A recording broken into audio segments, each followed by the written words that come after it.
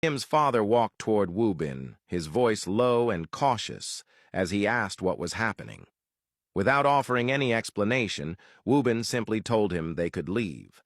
Confused and still shaken, Kim's father tried to press for answers, but Wu Bin insisted that he follow him, already making his way out. With slow, heavy steps, Kim's father trailed behind, his heart still pounding from the fear and uncertainty that had overtaken him in the bathroom.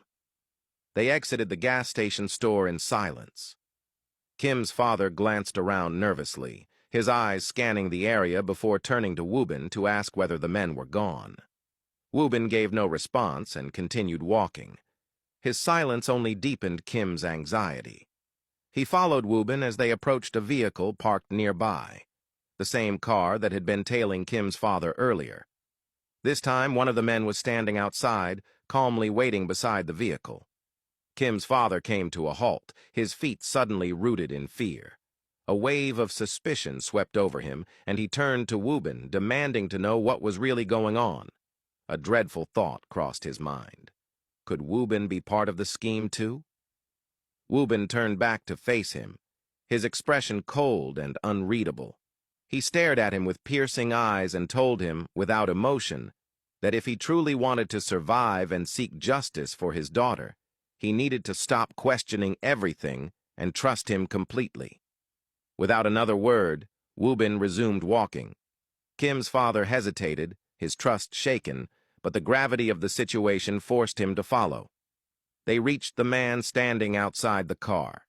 He seemed relaxed, even amused, as if he had been expecting them all along. Wu Bin looked at him and told him that he had brought the man they had been targeting. The man stepped closer to Kim's father, eyes narrowing as he studied him, and then let out a quiet, unsettling laugh. Kim's father, now trembling again, barely found the strength to ask what was going on. The man responded with chilling ease. He revealed that his wife had hired them to kill him, planned to have him drowned to make it appear as though he had taken his own life.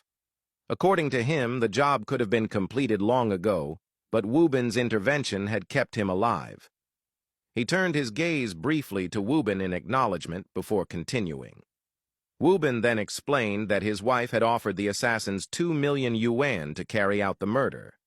To protect Kim's father, he had negotiated with the men, offering them 5 million yuan to abandon the plan. In return, they would deceive his wife with a false report that the mission had been accomplished. It was the only way, Wu Bin explained, to expose and eventually bring her and anyone else involved to justice.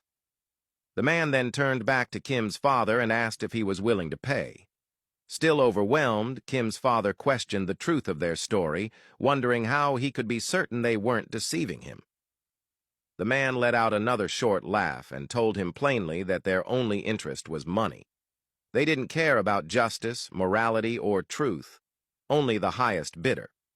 Wherever the bigger offer came from, that was the direction they took. With his gaze fixed coldly on Kim's father, the man repeated his question. Would he pay?